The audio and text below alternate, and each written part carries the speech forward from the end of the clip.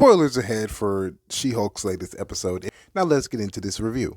Yes, another Thursday, another terrible episode of a show, quote unquote. I guess that's what they call this abomination. See what I did there? Abomination. Look at that. I'm already more funnier than this freaking show. And again, the writers proved that just because you're self-aware, it doesn't mean that it makes good television or a good writing premise. We get She-Hulk literally cutting in the middle of the beginning of the episode by saying, yes, this is a random episode. Yes, it's pointless. Yes, this is not what you want to see, but we're going to show it anyway because we can and because we want to.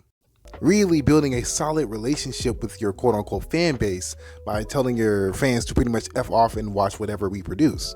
And of course, there's a side plot with a immortal man who is constantly getting divorced and constantly getting into relationships to where he has to delete himself because, and I quote, he is afraid of confrontation. Even though every single complaint that he had was literally not even a big deal. And honestly, a lot of it, I've said myself. Of course, not to the extremes of deleting myself, but, just dumping the woman.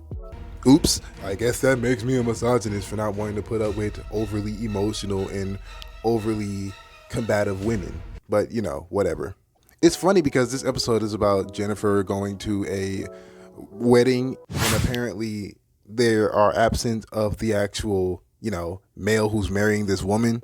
And you already know that there isn't a single good man in this episode. I'm pretty sure this is going to be the norm for the entirety of the show. It's not like that's actually been proven or anything like that, right? Right? As I said, She-Hulk is going to a wedding, and Titania just so happens to crash the wedding to get back at She-Hulk for actually, winning a court case. For some reason, this is how women behave with one another when one rightfully and legally bests the other one. Really showing the sisterhood and the girl power of, women, huh? Ain't that right, Jessica? I swear. Freaking kill me. And of course, Jennifer alludes to not even caring about having a man or dating a man and whatever. If women really truly feel that way, then that's fine, whatever. You know what I find funny? Like in the last episode, Mallory or whatever her name is, the strong, independent black woman, she said that Jen deserved better than a doctor who actually helps in researching or whatever the heck or he does, solely because she is She-Hulk and she is strong. Or as she puts it, you could have literal superpowers, and someone with an internet connection can say that they can do better. Even though, again, no one said that in the entirety of this freaking episode or last episode, but whatever. You know what I find funny? She's so great, right? Jennifer, she's just so great, yet almost every episode she constantly is either getting drunk or has to get drunk to have fun. And that premise literally carries over in this entire episode.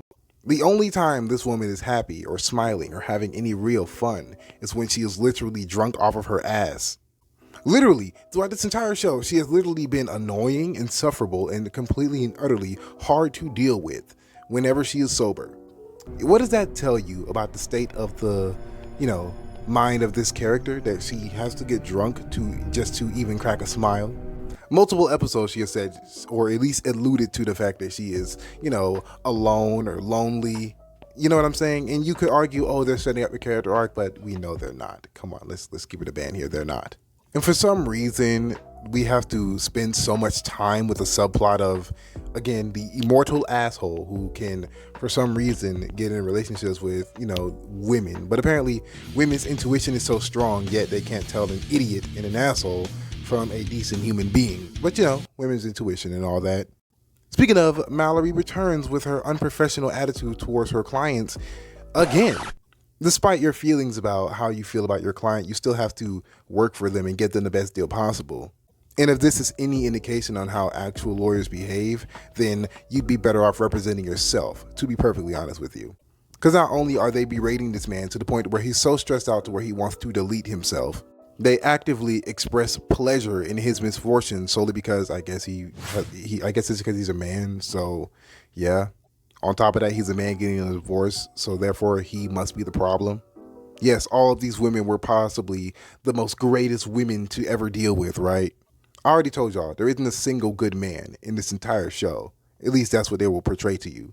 and how every woman in this show is either only bad due to circumstances or to, push an agenda, because of course it is. That's all the show does. And it's funny because Mallory, or whatever her name is, makes a little remark saying things like, oh, why is a man so afraid of confrontation, constantly getting married? Oh, I don't know, maybe because he wants to be happy.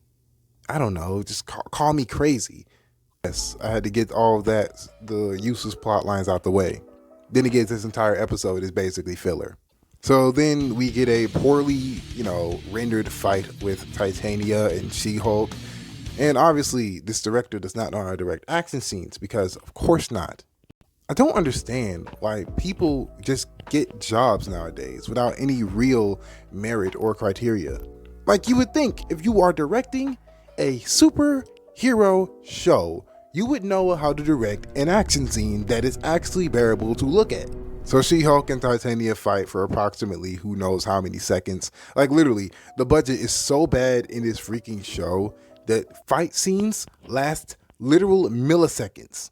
Long gone are the times where fight scenes actually went on for any real length of time anymore, because Disney is literally scratching at the bottom of the barrel for budget.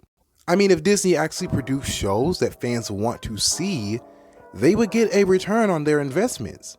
But instead, we get half-ass shows with half-ass characters that nobody cares for, that no one wants to see.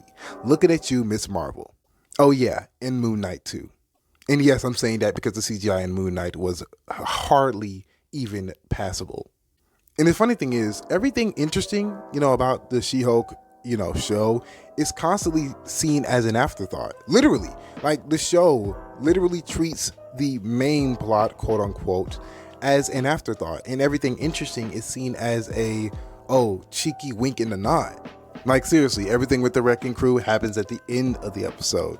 And also, no, this was not the Daredevil episode. I already know y'all were getting hyped for that, but you already know they're just doing that to keep the freaking viewers of the show there. We already know that. Because modern day Marvel is so manipulative, this is the only way they know how to keep people in the seats for these shows and movies. Just throwing cameos after winks, after nods, after this and that. Instead of telling a compelling story that everyone can enjoy, men and women alike, they use the time for this episode to make a situational catfight. Literally. Seriously, Jessica, why? And to the haters, please tell me, what do you like about this show? Please tell me. Be as detailed as you want to be. I would love to see what you genuinely enjoy about this episode. Anyways, that is my thoughts on the latest episode of She-Hulk. Let me know your thoughts in the comments below. Like, comment, share, subscribe to all the good stuff. I will see y'all in the next episode. Peace.